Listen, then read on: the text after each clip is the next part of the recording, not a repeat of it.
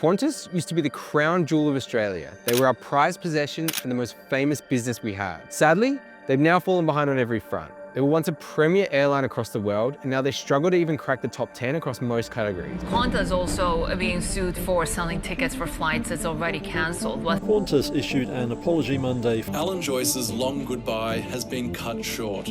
I grew up their iconic ads, and I have a soft spot in my heart for them.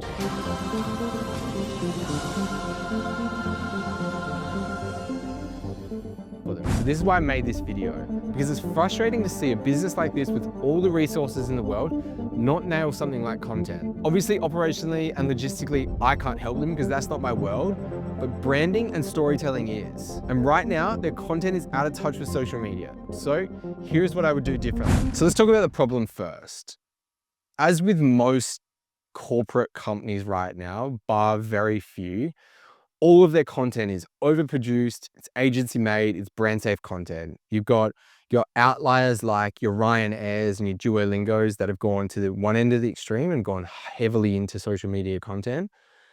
But I don't think this suits what Qantas needs to be doing. And I don't think it lends to them as a brand at all. So I haven't gone that extreme either. I think what I've put together is something that really leans into them as a business. It's going to be high quality. It's going to be still safe in a way, but it's going to be made for social media because it's going to be made by people that understand social media. So talk about the problem. It's overproduced. It feels more like TV commercials that are repurposed than native social media content. There's no personality, there's no relatability, and there's no storytelling. So these are the main issues across the board.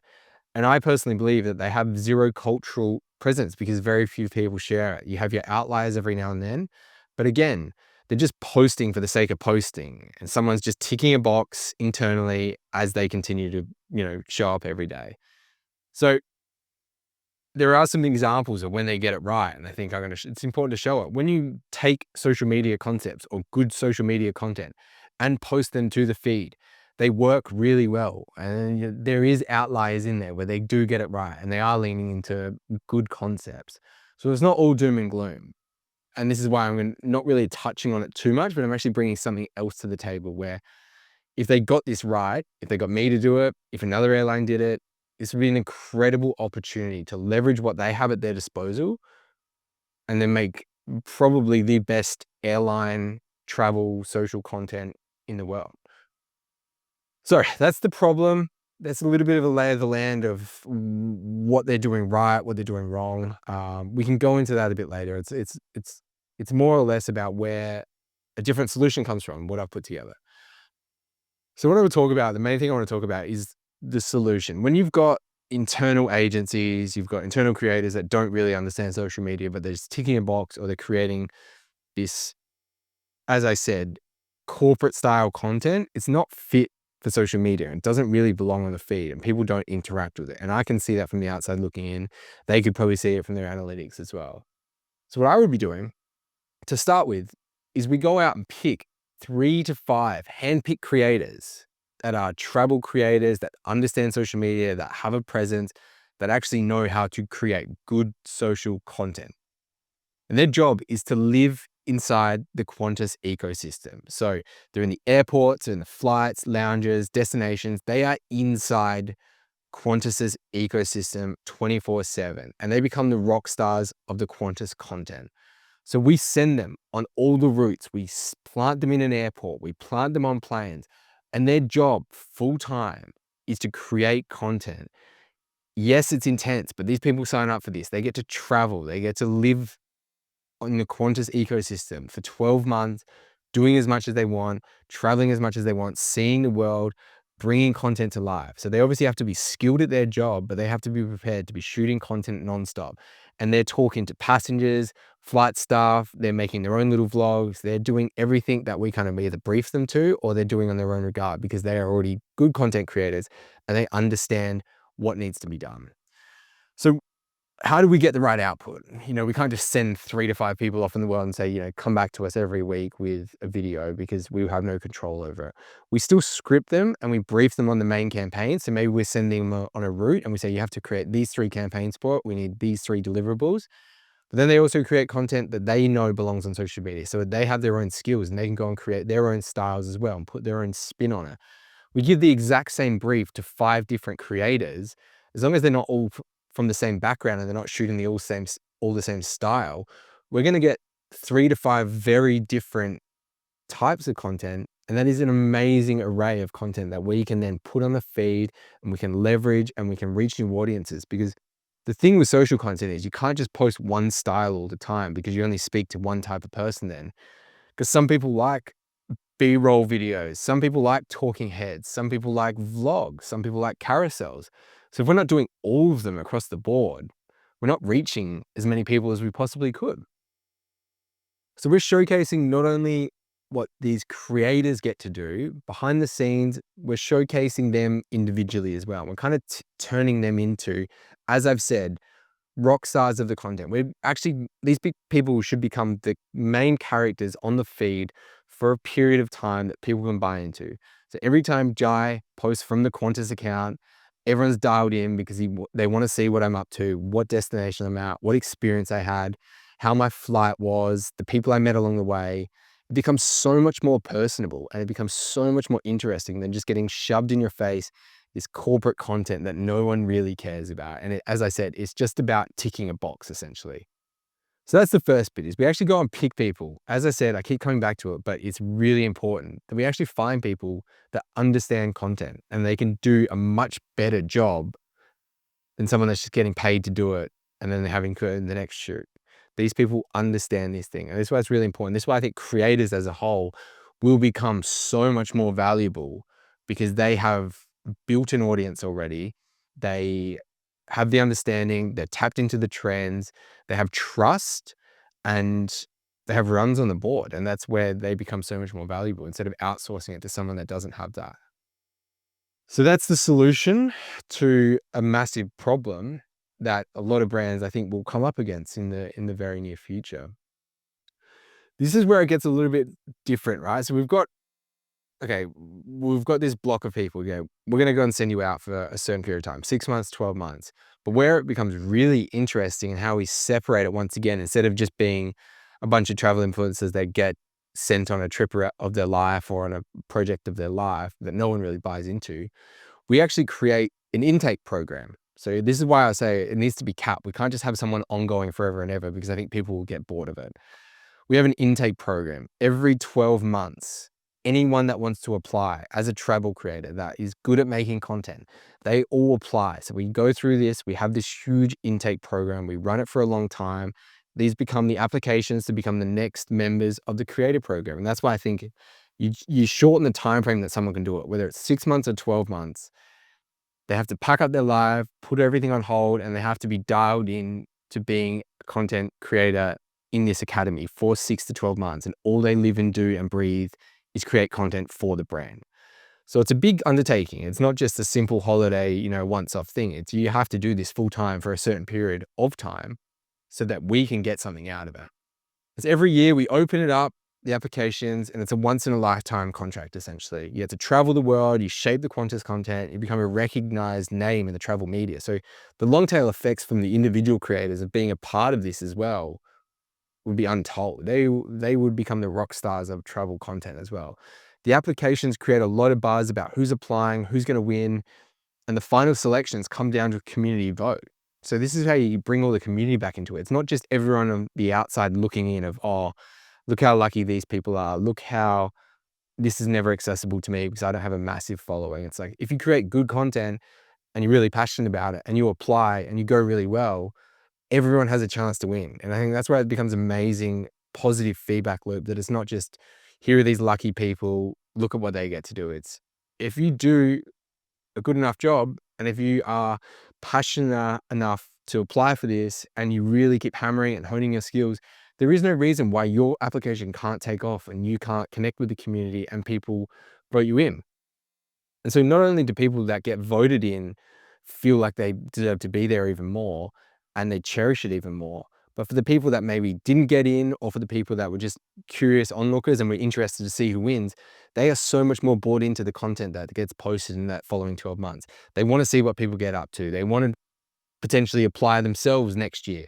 So you're actually making people buy into it a whole lot more. And I think that's why it's really important to have this intake part of it as well. If we just did one part here, if we just did the solution part here without the intake program, I don't think it works as well. I think it's really, really important that we do both of these. So the solution part where we have the creators creating content for the business, but also the opportunity for new creators to come in every 12 months, every 6 months, whatever it is, and we're refreshing it. So we get new faces on the feed, we get fresh perspectives, different voices, different nationalities. All of this is an amazing opportunity to reach the world, to have people buy into it, have your community dialed in, have people wanting to know who's going to win, what content they're posting, where they're up to next.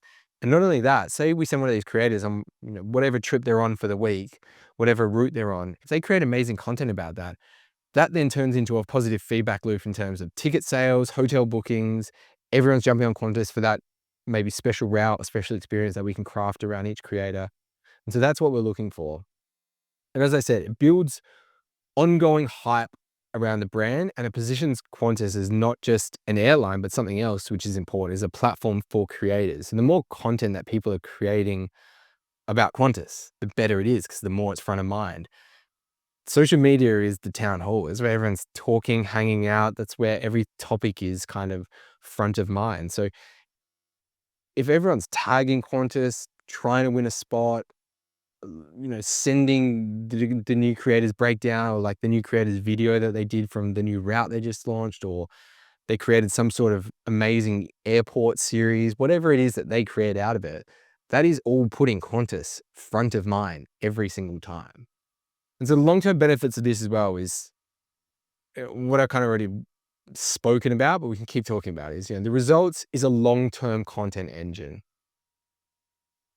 I think you could probably do this very bare bones for under $1 million a year. Now, for Qantas as a drop in the ocean, they would spend $1 million on one shoot with one agency. Like the cost is incomparable, and the output would be 10x because they have actual people that understand content, that are creating good social media content on the fly, and they're testing and iterating every single day. They're posting every single day. They're giving us content to post every single day.